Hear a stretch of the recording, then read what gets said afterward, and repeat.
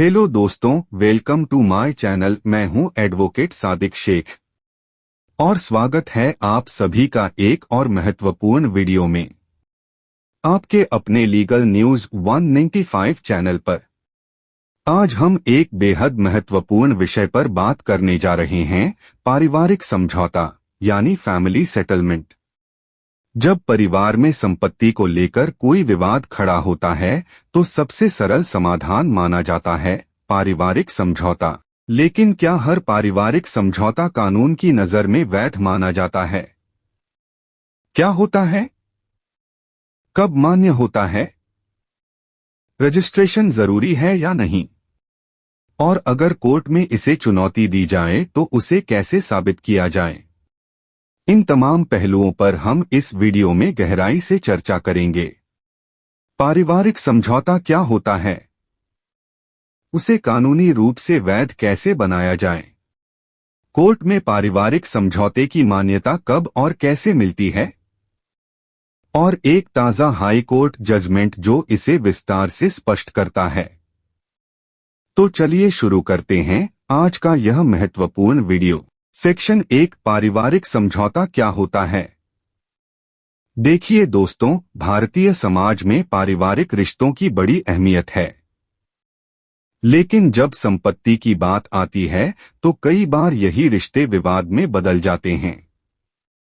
ऐसे में परिवार के बीच आपसी सहमति से जो हल निकाला जाता है उसे ही कहते हैं पारिवारिक समझौता या फैमिली सेटलमेंट। यह कोई कोर्ट का आदेश नहीं होता, बल्कि पारिवारिक सदस्यों के बीच आपसी सहमति से तैयार किया गया एक लिखित दस्तावेज होता है, जिसमें संपत्ति के बंटवारे, जिम्मेदारियों और अधिकारों का उल्लेख किया जाता है। पारिवारिक समझौता यानी वह लिखित दस्तावेज जिसमें परिवार के सदस्य आपसी सहमति से अपनी संपत्ति या विवाद को सुलझाने का निर्णय करते हैं।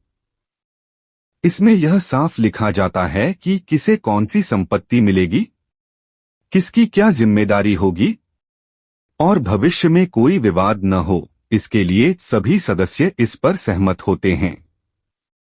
इस दस्तावेज को फैमिली सेटलमेंट अग्रीमेंट कहा जाता है। पारिवारिक समझौते की जरूरत क्यों पड़ती है? अब सवाल उठता है, जब कोर्ट है, कानून है, तो फिर समझौते की जरूरत क्यों? क्योंकि कोर्ट की प्रक्रिया लंबी है, महंगी है और तनावपूर्ण होती है। इसलिए हर कोई चाहता है कि आपसी रजामंदी से विवाद हल हो जाए, तो इससे बेहतर कुछ हो ही नहीं सकता। इसके अलावा भावनात्मक रिश्तों को बचाने के लिए भी समझौता एक बड़ा हथियार बन सकता है। सेक्शन 2, क्या रजिस्ट्रेशन जरूरी है? यहाँ आता है सबसे अहम सवाल, क्या यह समझौता रजिस्टर्ड होना चाहिए? रजिस्ट्रेशन एक्ट 1908 की धारा 17 कहती है कि अगर संपत्ति की कीमत 100 रुपए या उससे अधिक है और उसमें किसी को कोई नया अधिकार मिल रहा है तो उसका रजिस्ट्रेशन अनिवार्य है। अगर आपने सिर्फ नोटरी कराई है और रजिस्टर्ड नहीं कराया तो कोर्ट में इसकी कानूनी वैल्यू नहीं रह जाती। ध्यान रखें, रजिस्टर्ड दस्तावेज ही कोर्ट में मान्य होते हैं, वरना बाद में यह कह देना कि हमारा तो पारिवारिक समझौता था, अदालत में नहीं सुना जाएगा। सेक्शन 3, अगर दस्तावेज रजिस्टर्ड नहीं है तो?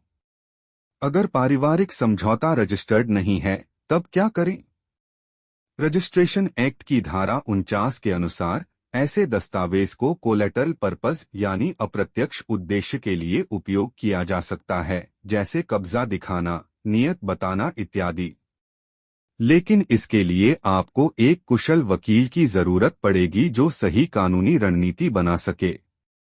इस मैटर पर मैं पूर्व में एक वीडियो बना चुका हूं जिसमें इसके बारे में डिटेल्स में बताया गया है। Section 4, transfer of property act और फैमिली सेटलमेंट।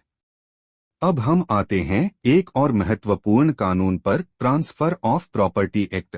धारा 122 कहती है, यदि कोई व्यक्ति बिना किसी भुगतान के संपत्ति दूसरे को देता है तो उसे गिफ्ट कहा जाता है।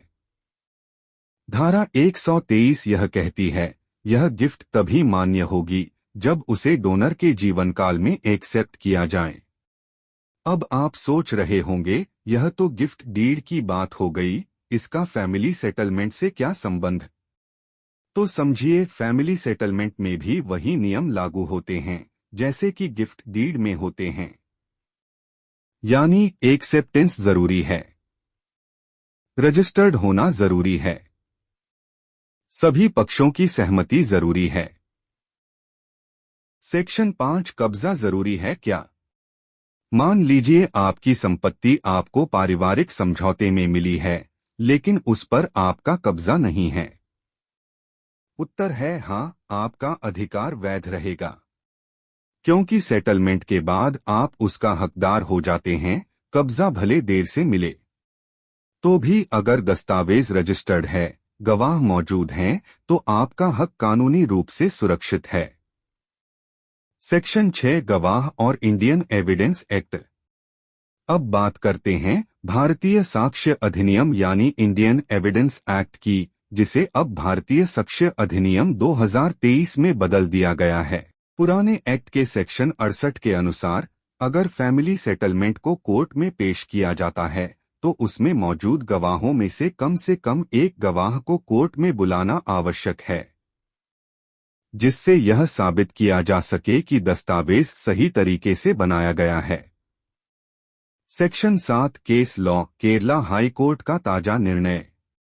अब बात करते हैं एक बिल्कुल लेटेस्ट केस की, जो अप्रैल 2025 में केरला हाई कोर्ट ने सुनाया। Case title Ibrahim others v Ajitha Jayakumar आदर्स।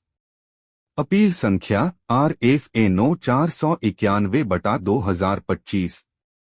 तारीख 3 अप्रैल 2025। मामला क्या था?